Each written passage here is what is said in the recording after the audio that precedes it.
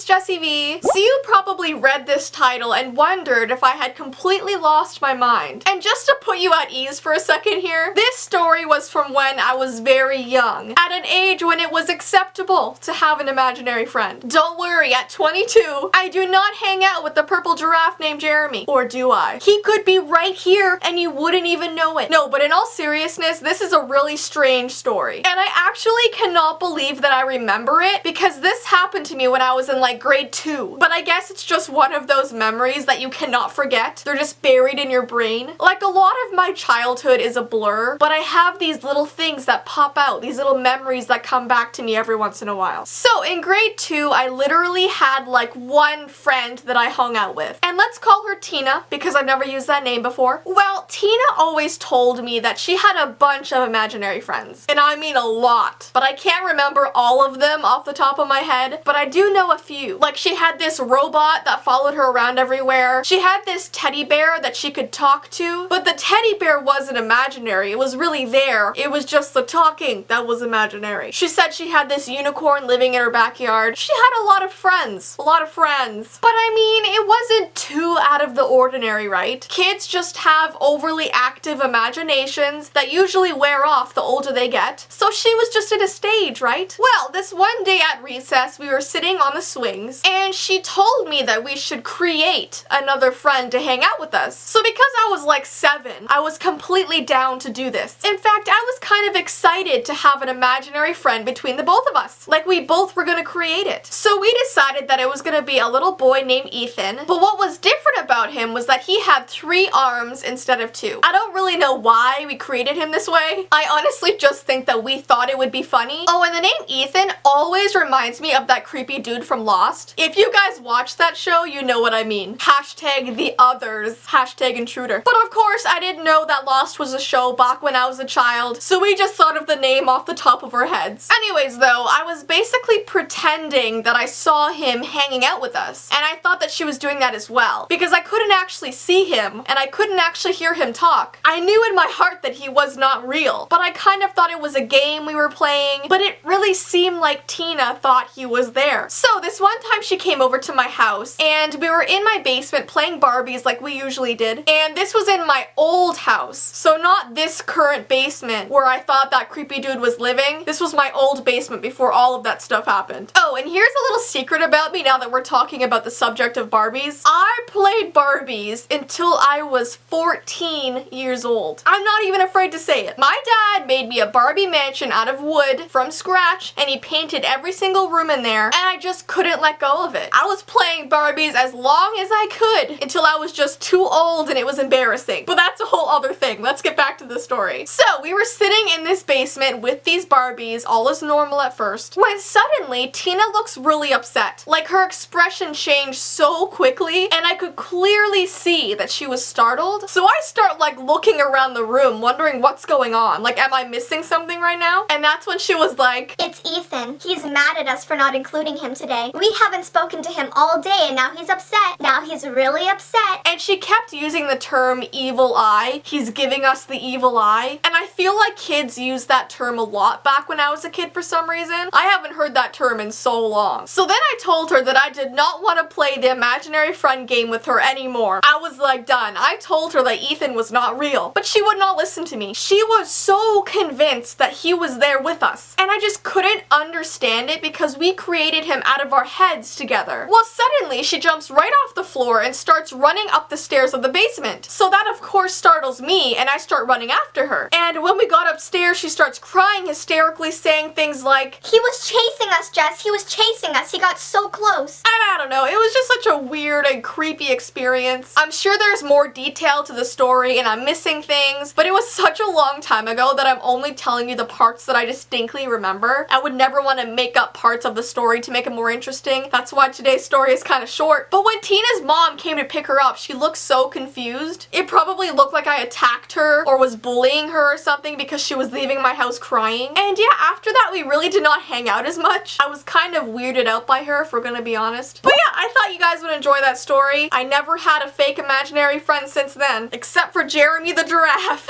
I hope you guys have an awesome rest of your of your day. As usual, my social media information is below, along with my vlog channel and my P.O. Box information, so check that out. And until next time, guys, bye!